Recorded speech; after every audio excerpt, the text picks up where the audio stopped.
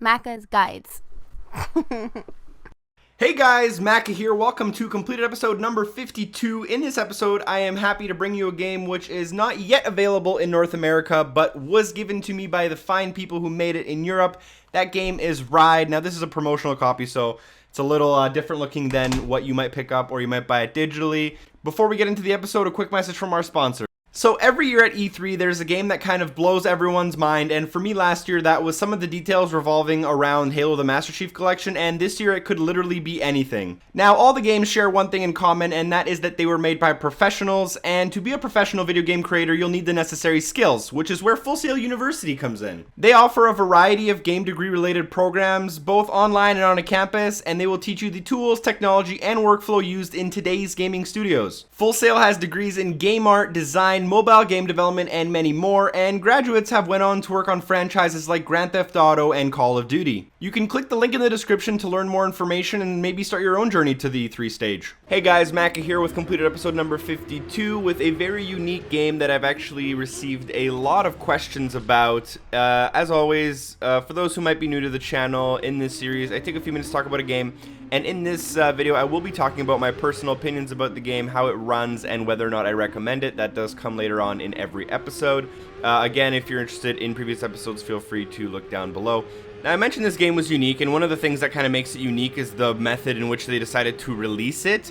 This game has been available since March on the PlayStation, as well as on the PC as far as I'm aware. It's also available right now on the Xbox One in all parts of Europe, or anyone who's willing to change their region on their Xboxes to Europe and pay with European currency. But for whatever reason, it has been delayed and or is really extremely hard to find in North America. And I believe it's coming around May 19th. Milestone, which is the developer and publisher, tends to have a kind of semi-weird relationship with releasing games in North America, and they often just flat out won't release games in America. I did get to play a European copy, which is region free, so you'll want to keep that in mind. So I personally started this game on April 18th and finished it off on April 23rd, which is about 5 days. It's going to take the average person almost exactly 15 hours. Between 13 and 15, there's not really a lot of room there for error to be much faster than that, and there's not really many mistakes you can make along the way because the game is so easy. So it's not going to take most people anywhere longer than 15 to 18 hours.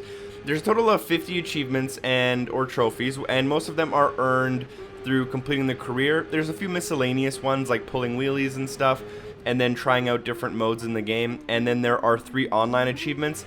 The bulk of the online is going to be done for completing 20 races online, and most of your struggle there is going to be finding races that you don't actually drop your connection in, but otherwise that's going to take you a few hours.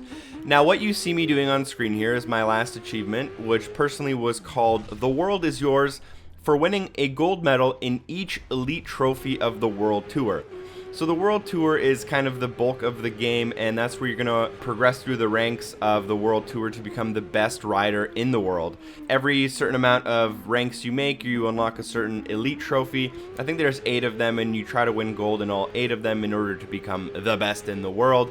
Now, as for achievement / trophy difficulty, I'm only going to give it a 2 out of 10, and that is for a variety of reasons, but mostly because everything related to the achievements doesn't really relate to any type of skill. For example, the online stuff, all you have to do is complete races, and for all of the single player stuff, you can turn down all the difficulty sliders to very easy and still get all the achievements without really much of an effort. Now, fun factor wise, and this is where a lot of people have been asking me a lot of questions, because in theory this game has potential to be really good, but there are certain problems with it.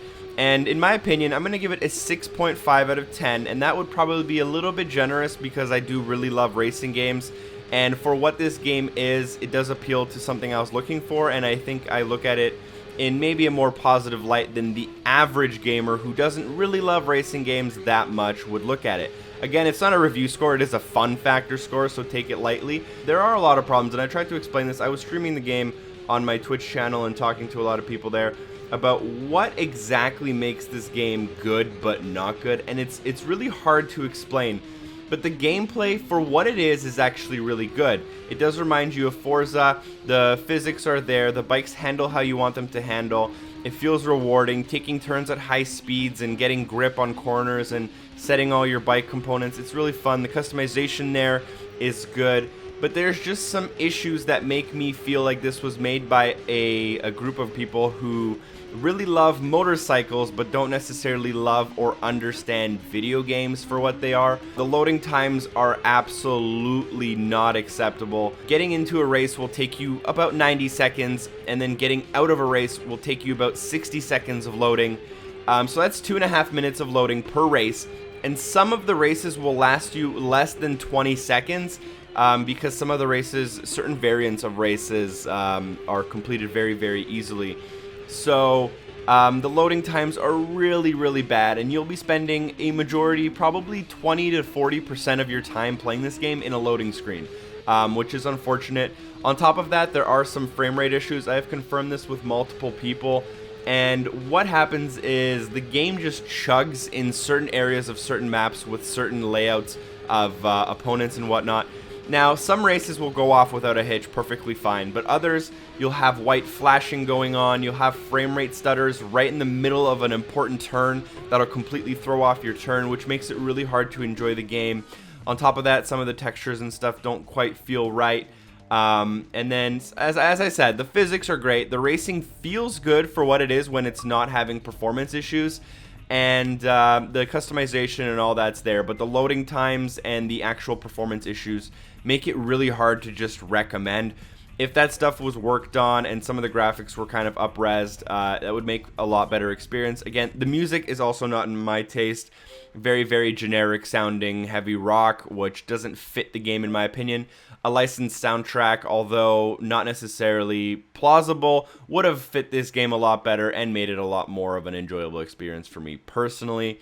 Now, I have included the Xbox Achievements Guide link as well as the True Achievements game page in the YouTube description below, like I always do.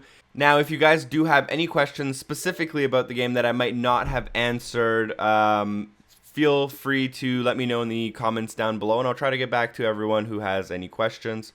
Thank you guys for watching, and hopefully I see you next time. Peace.